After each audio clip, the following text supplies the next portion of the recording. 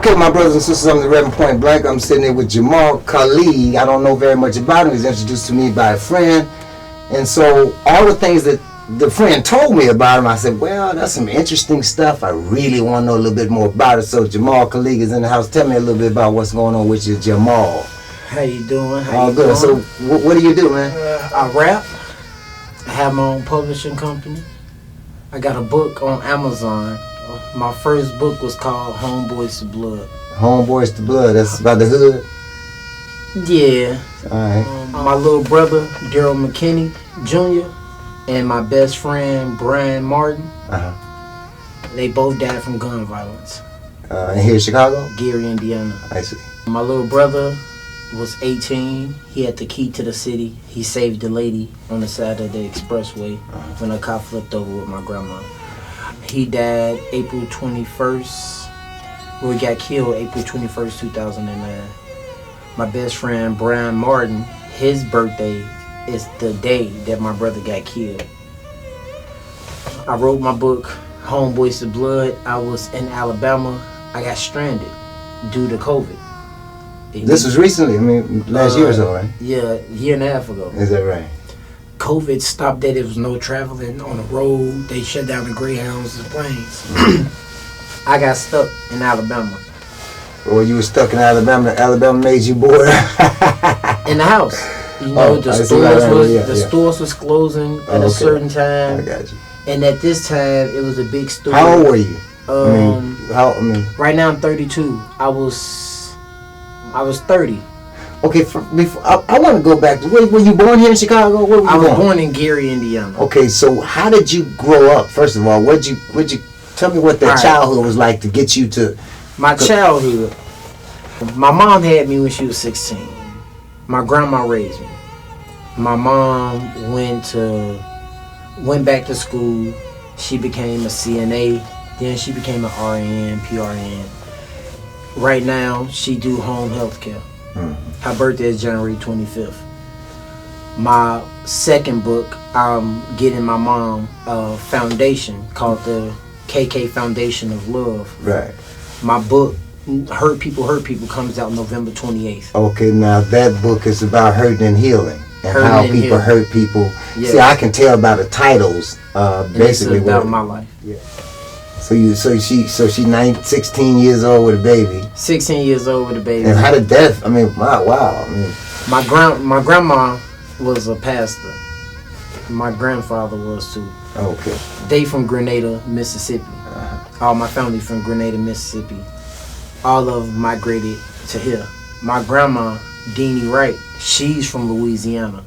My dad was born in Louisiana. My mom is from Gary, Indiana. Well, she taught at Roosevelt. Right. She went to Roosevelt. I attended Maryville, Wallace, a private school. My grandma raised me all the way up until I was 14 when she died. I moved back with my mom. And then you was 14, so when did you start having these desires to do something that was a gift or a talent that you may have possessed? I'm the oldest grandchild. I'm the oldest child. I always loved music. My uncle stays 6 blocks over from Michael Jackson's house. My mom was a teacher. Down there in Gary, yeah. In Gary. I boxed for 9 years. During that time, after, yeah, really? Yeah, with my grandma. Were you boxing professionally? Nah. You I boxed at the Gary Powell, the police athletic league coach. So you were still kind of bored, looking for something to do. Looking for something to do. So when did you find out you wanted to just do music and incorporate that with, when did you realize that I'm going to do this and have a resource to make that happen? Somebody say, hey, you could do this. What propelled you into that life where it made you recognize I'm going to do this? Because obviously my family. Yeah. Okay. So when did it happen? What year did it happen? When did you start playing? When did you start singing, rapping? What? Honestly, as a kid, my mom used to always make jokes and was like, "That's your daddy." I'm like, man, stop it. Tupac. My mom was in love with Tupac. So right? On TV, I used to always go to school man, Tupac for daddy.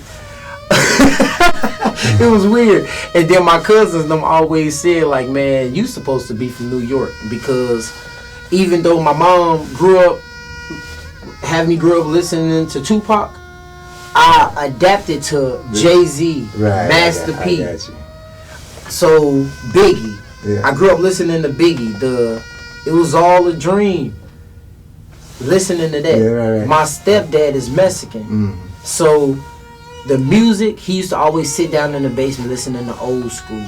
Right. My family from the South, they always listening to the blues. Right. So I grew up on Muddy Waters, Sir Charles. Yeah. So my game, listening to the Marvin Gaye's. So you kind of incorporate those two together in your own style? In my own style. Well, hold on a minute, man. I'll tell you what. Can you spit something for me? Okay. This is a song that I'm working on.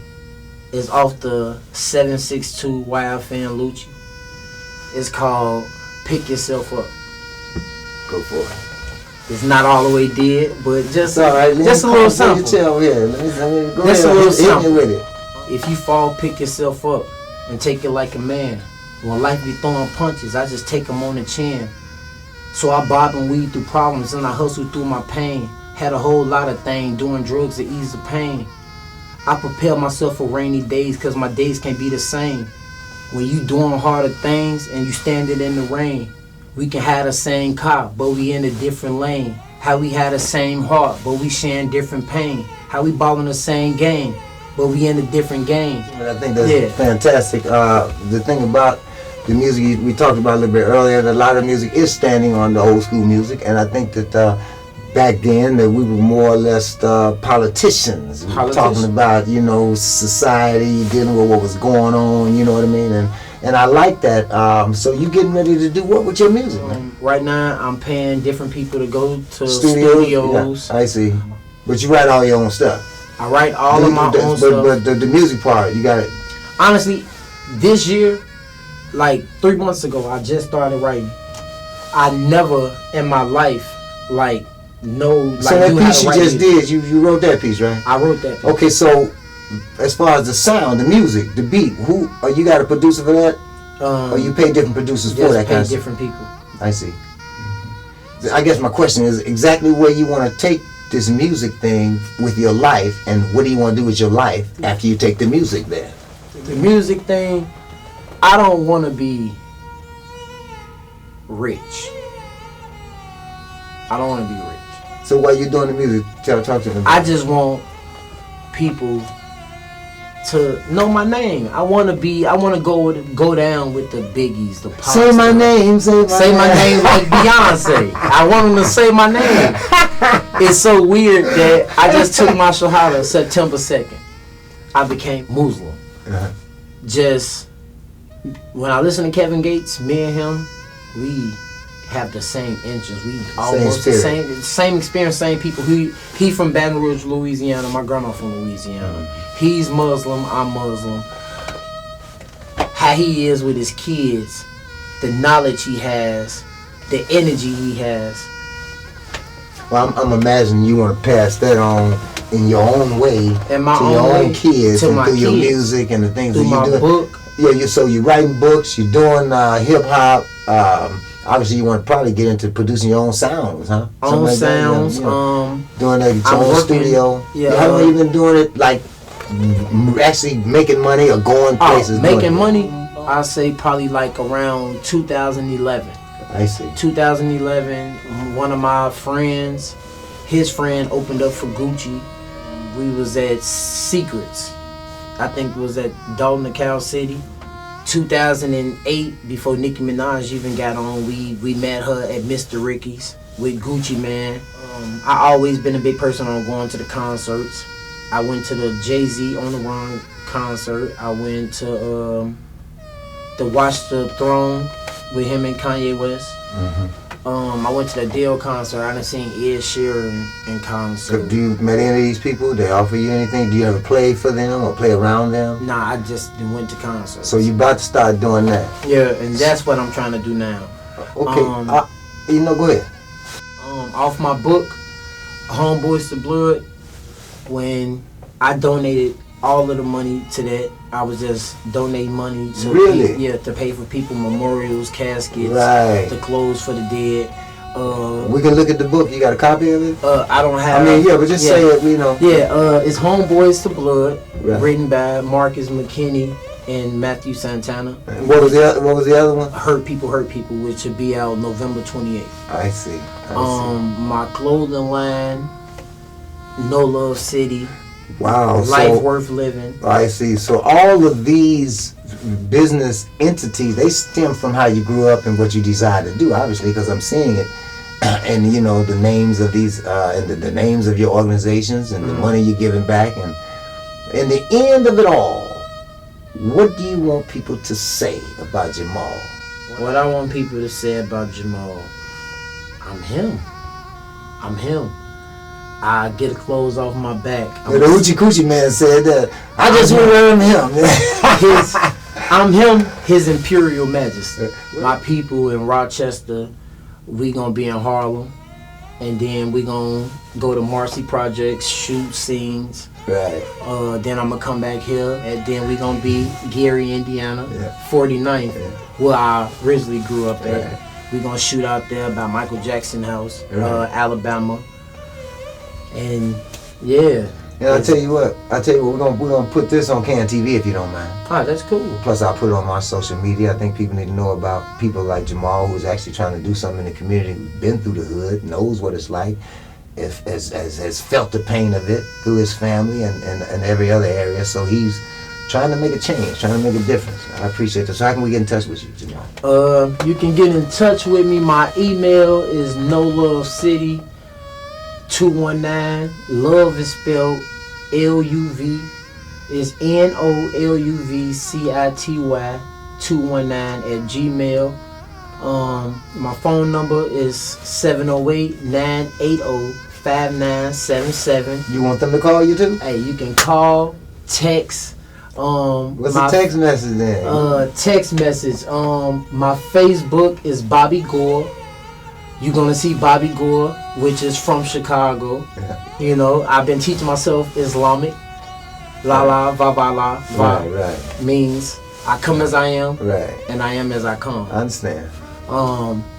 Once you something, you never get a second chance to make a first impression, because once you make the first impression, it's gonna always be stuck with you. That's absolutely correct. And that's how I was just taught. Like, a wise man can play a fool, but a fool can never play a wise man.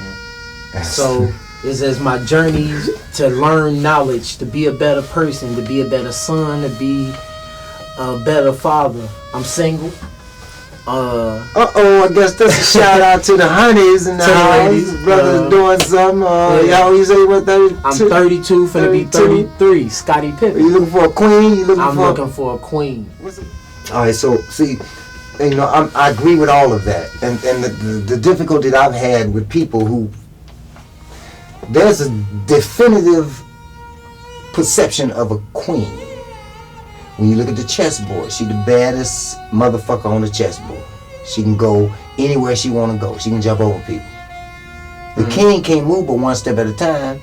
His rook can move more than he can. His bishop can move more than he can. But he always got to be His knight, he got to be protected. But the key is, what are you protecting him for? And so being a king has to have a purpose, a direction, and a legacy for not just the kingdom, that has to fit all of the people that are around. And the queen has to know who she is and what her purpose is, so she can find out if it fit with the king's business. Yeah. Otherwise, they just fucking or hanging out, whatever the hell they do. That's the whole purpose of the aunt. Yeah, that's what I'm saying. So I know when you said that, I know what you're talking about. It's just that, you know, for me, I mentioned earlier, I'm too old to have time talking about shit that I already know the answer to, and for me, it's clear. Yeah. So we got Jamal in the house. We're gonna talk more to Jamal once he comes back from doing his little tour, hanging out in New York. Hanging out in New York. Get it.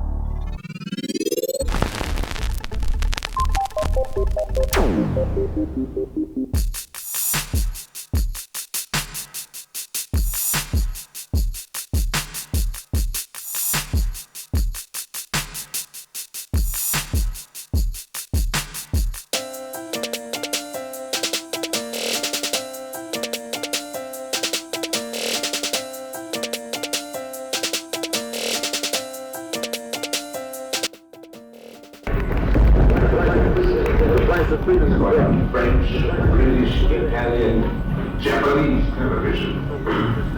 People everywhere are starting to listen to me. It's embarrassing.